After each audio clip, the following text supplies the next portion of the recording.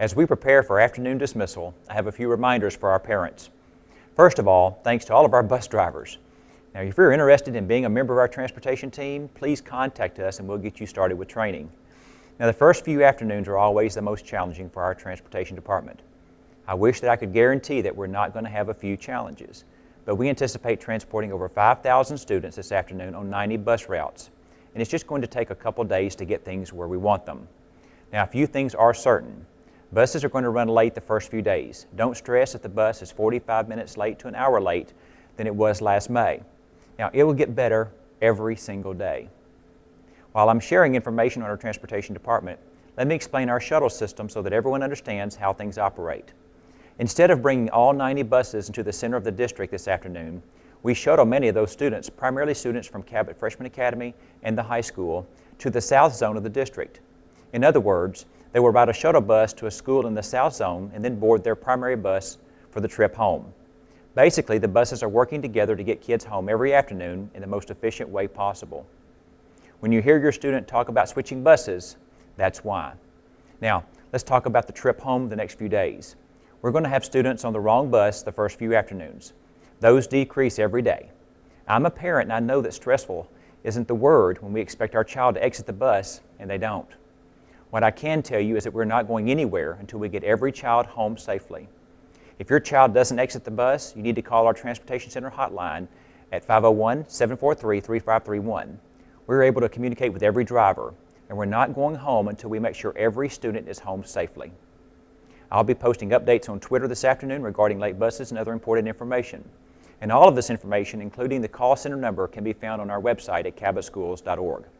Now, before you call upset about crowded buses, let's talk about that challenge. We adjust routes over the summer based on the data that's received from registration of new students and returning students. We have software that shows how many students live in a particular area. We may have some students who will not ride the bus until the second or third day of school. That's okay.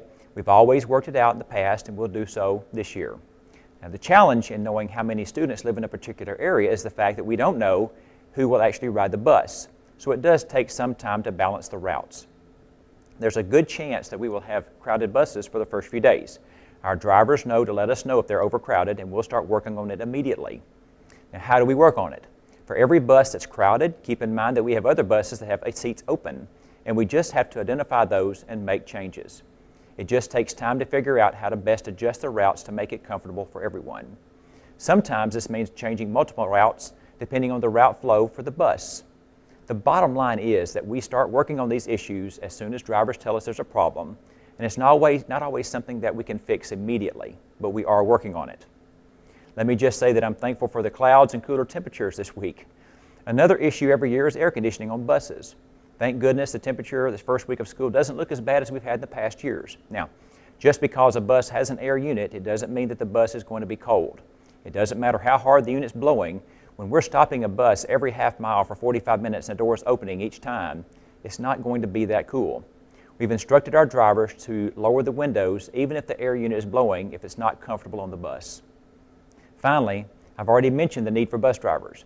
It takes a special person to drive a school bus.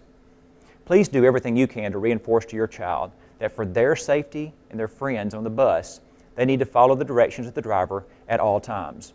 It's tough navigating traffic, monitoring kids entering and exiting the bus, while at the same time keeping a check on passengers. Please encourage your child to just make good decisions. Let me reinforce that riding a school bus is a privilege, not a right. Students need to be reminded that if they're going to be disruptive on the bus, they will lose the privilege to ride.